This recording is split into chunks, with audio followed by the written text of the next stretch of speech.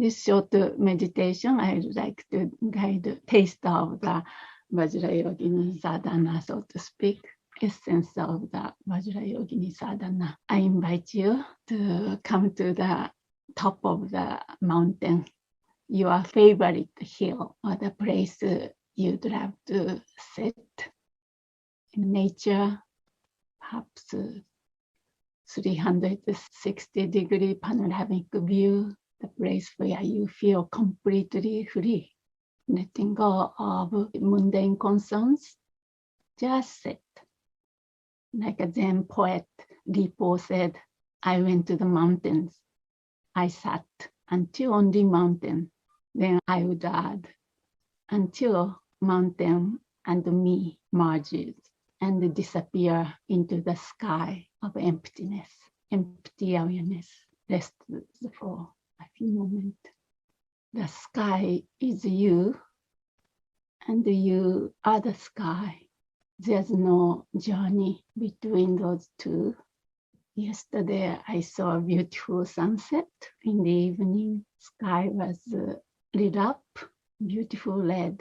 I want you to imagine something like that. It's in the evening, empty sky became luminous, clear, yet passionate red. And you notice kind of cloud formations out of nowhere, out of emptiness of sky, started to have a shape, compassionate expression of emptiness. You just rest there, watching, connecting, observing. And that luminous red clouds takes shape of Vajrayogini, just a sense of awakened being, Buddha figure. That Buddha figure is inseparable from all awakened beings, your teachers, lineage masters. Those awakened beings who came before us, who tread the same journey and came out as an awakened being, cultivate some kind of longing to be one with that crystallization or catalyst of your Buddha nature. You start to make a relationship. In the context of sadhana, we do lots of things, especially offering. Inner offering, external offering, secret offering, and satchunate offering. Those 4 offerings are standard. But the essence is that we are offering the experience of great bliss and emptiness conjoined. Just imagine you are offering that. In return, you are resting in that experience. The essence of who and what you are, great bliss, which is empty of any intrinsic entity. Okay, now I want you to request Vajrayogini, natural longing, yawning arise in your heart, in your own word, genuinely. What would you request? She's here right now, looking at you with her kind eyes. So you can recite the praise or recite the 8 lines of Vajrayogini. The essence is we praise her, then we express our intention to merge or ask her to come into you and become one. Ask that in your own word, or even may not need to be verbalized. We use lots of strong intention, emotions. So these emotions and passions are encouraged in this tradition. So in response to your strong longing, yawning request, cloud formation start to gather or condense and dissolve into that beautiful red sphere and come to the crown of your head, upper end of the central channel. Maintaining that longing, please come into me. Make my mind, body, speech become one with yours.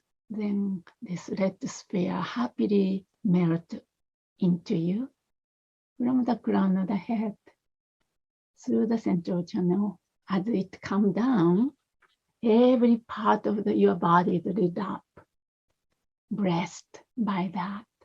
Slowly coming from the above, throat center, heart center, mid-torso, coming all the way to the lower belly, and even legs.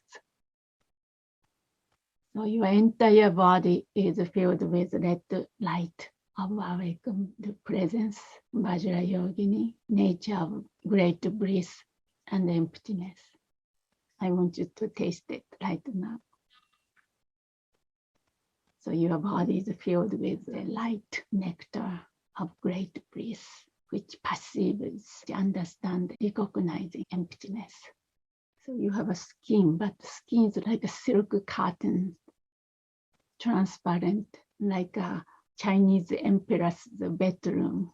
This graceful, soft silk curtain. Then light comes in this case, red light.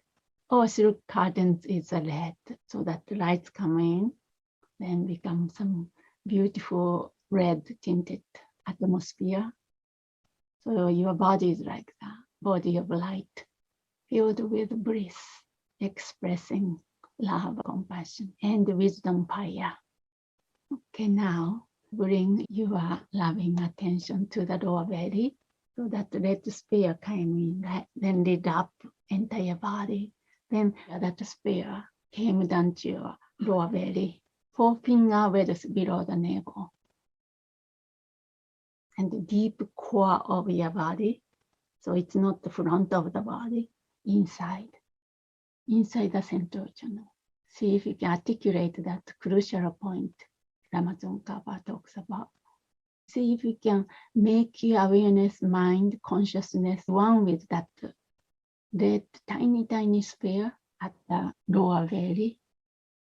We call origin point in the subtle body training. Once you are able to locate a little more accurately, then we're gonna practice a little bit of base breathing. Bring the lower wind up, then bring upper wind down, then create some kind of a pot belly, as if balloons expand, as you put the air inside, then press from bottom up and from the top down, so that the kind of balloons expand three-dimensionally. Hold a little bit while you are resting in that little tiny sphere, red sphere at the lower belly. Inhale, nice inhale through both nostrils. And imagining that the air and prana coming through the side channel, both channels, meet at the lower belly, then hold. This holding is very gentle. We call Janlong, gentle base breathing. And slowly release from the lower belly, imagining the redness has increased.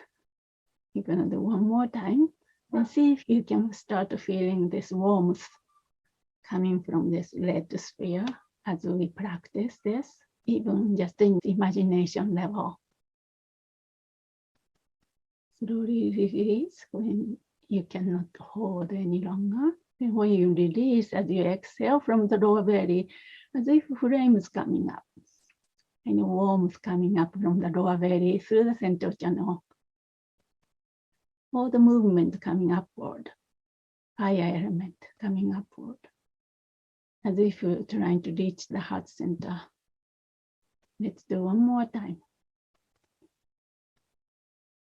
Everything we do gently at this point. Slowly release. This red sphere is a Vajrayogini, right? Tiny Vajrayogini essence. This is called inner Vajrayogini, tumo, warmth, fire. You just met the inner Vajrayogini. Imagine that the warmth melt into heat, then come into the heart center. And there's a little Hindu energy essence residing at the heart center. This warmth makes it melt or allow it to open. If that metaphor is better, flower buds started to open because of the warmth of sun, fire. Then see if we can rest in the great bliss, essence of emptiness. So where are you now? You are that now, non-dual. You are meeting with the secret Vajrayogini. You are resting in Dharmakaya, Buddha mind. Before that, make sure we are melting whole bodies, perhaps from top and the bottom. Started to melt toward the heart center. Now nothing but this little sphere at the heart center. Even that sphere melts. Finally, even that tiny drop dissolves into emptiness. Yeah, then at this point, completely rest. But if we stay here in this Buddha mind, resting here forever, we cannot serve, we cannot help, we cannot protect all suffering beings because they cannot see you, you cannot do for them. So, steered by your compassion, bodhicitta, you arise as if fish jumping from the lake. Instantaneously you arise as our awakened presence, in this case Vajrayogini. Then just reaffirm that today's motivation. May today, whatever we're going to do, serve. May this be a cause to bring all being to this same great bliss, emptiness state. That's the gist of Vajrayogini practice. And you just met the 3-dimensional Vajrayogini. External, front generation, you just did. Created a relationship with the awake presence. After that, you became one with awake presence. That's the culmination of Guru Yoga. Then you met the inner Vajrayogini at the lower belly. After that, you met the secret Vajrayogini, third dimension. Right? But for that, we dissolve into emptiness, then rested a little bit. Then steered by our previous cultivation of bodhicitta. See, that's why bodhicitta cultivation is so crucial. Sutric teaching is so crucial. If we didn't have that, we might have rested there forever because no point coming out as a deity to serve all beings, right? But because of our strong cultivation, strong practice, and underlying motivation of serving all beings, because of that, we arise at a Nirmanakaya, form body. If we don't have a form, sentient beings cannot see you, which means you cannot serve them. So finally, you arise as a Vajrayogini. That is so-called self-generation. In the case of Vajrayogini sadhana, we do lots of things, mantra accumulation, body mandala, all this specific practice embedded. Our case right now is a very abbreviated version. Then we arise as a Vajrayogini, dedicate, then keep it that way. Now, so-called post-meditation, off the cushion, but still meditation, still practice. Then we do all these things, teaching, listening, eating. We integrate everything into this practice. Kame shubare kange